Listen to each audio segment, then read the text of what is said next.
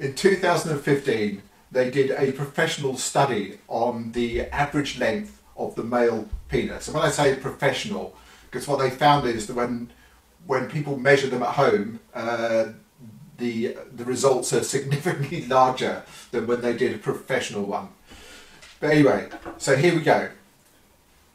So in 2015, a professional review of 15,520 men provides probably the best research to date on the topic, as the subjects were measured by health professionals. It makes you wonder how they did it. I mean, yeah, anyway, it makes you wonder how they did that. Rather than self-measured, has concluded the average length of an erect penis is 5.17 inches. 5.17 inches long.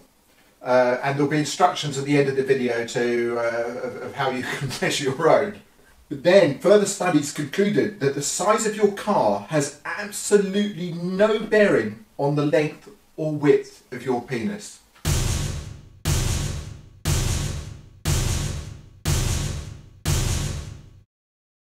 Hi, today I'm going to be talking about SUVs, large domestic vehicles, trucks, and that sort of stuff.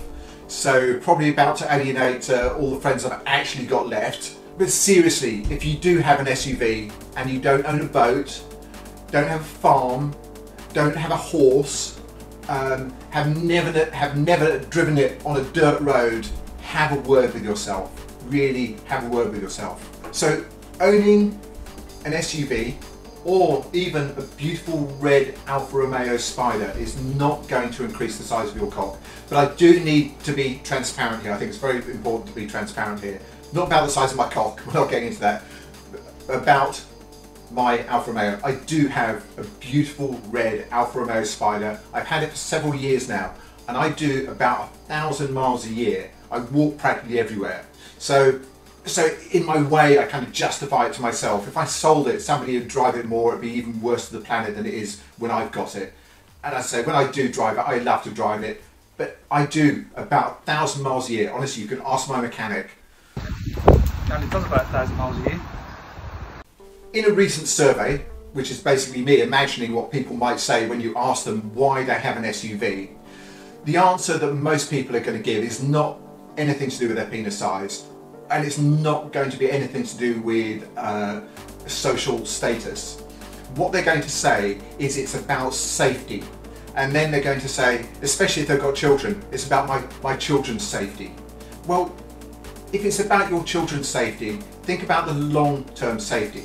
Because if you look at my video, which I did a couple of 3 weeks ago on the New York climate clock, you will see that is ticking down. It's still ticking down. I'll put a link in it in the information thing below, and you can see that video as well. But if you're doing this to keep your children safe, it's not working, even on the most basic level. Even on the most basic level, SUVs will not keep your children safe in the long run. I think everybody knows that if you hit a pedestrian with an SUV, the damage to them and the chance of them dying is significantly higher than if you hit them with a smaller car. So maybe you don't care. Maybe it's the selfish gene and you think, well, that's okay. I'm prepared to sacrifice somebody else's life to keep my family safe. And I do understand that. We all do that, whether we like it or not, in many areas of our lives. But here's the news. Here's the news for you. Statistics show that people in SUVs are 11% more likely to die in a crash than people in normal cars. So not only is this worse for pedestrians, but it's worse for the people in the cars as well. I'm not making this shit up. I am not making this shit up. Look it up. So if you own an SUV and you don't own a farm, or don't have a boat, or don't have a horse, or never driven it down a dirt track in your life because you don't want to get it dirty, then what you're doing is essentially buying this thing, you're owning this thing as a status symbol. A status symbol that the marketing machine of big auto companies has sold you. And it's killing the planet. It's killing the planet. Let me get into that a little bit more. So growing demand for SUVs was the second largest contributor to the increase in global CO2 emissions from 2010 to 2018. Second largest. In that period, SUVs doubled their global market share from 17% to 39%, and their annual emissions rose to more than 700 megatons. I can't even get my head around what that number means. 700 megatons of CO2. More than the yearly total emissions of the UK and the Netherlands combined. Wow. So and this is the mad thing, here. As the global fleet of SUVs has grown, emissions from the vehicles have increased more than fourfold in 8 years. If SUV drivers were a nation, they would rank 7th in the world for carbon emissions. That is crazy. That is absolutely crazy. So what to do?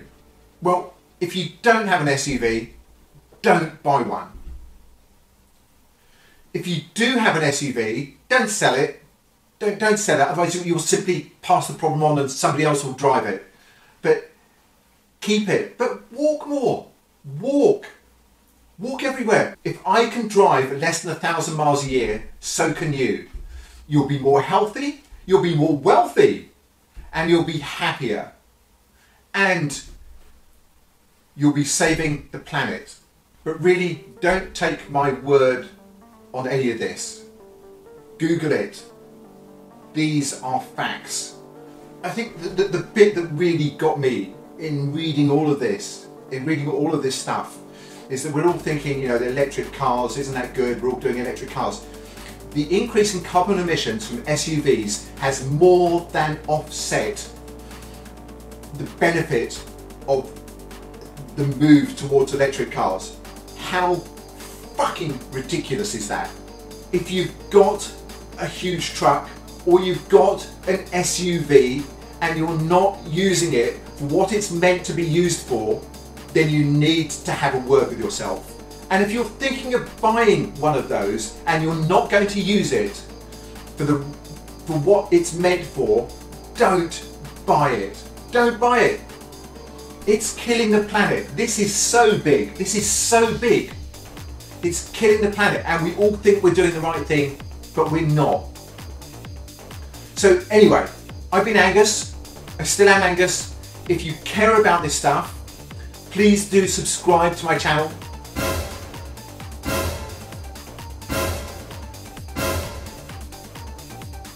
Please comment on this video. I'd love to hear what you have to say. Please share it. You can share it across any of the social media platforms. And please like it. And if you don't like it, comment. Tell me why you don't like it. So next week, you're going to get to see my tiny little kitchen, because I am going to be cooking TVP plain mince, which is a vegan.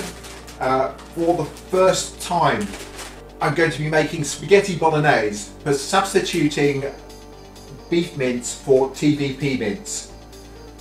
I've never done this before. I've never cooked with this stuff before, unless it's a complete and utter disaster. Well, actually, probably even if it is, we can film it anyway. That will all be fun.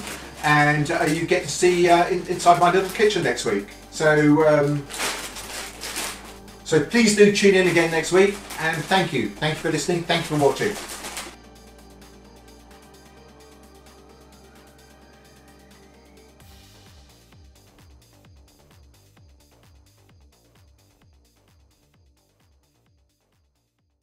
I always like to start my day with a cup of coffee, but then I like to open the windows, let in the world, and stare down at my lovely, large, red torpedo.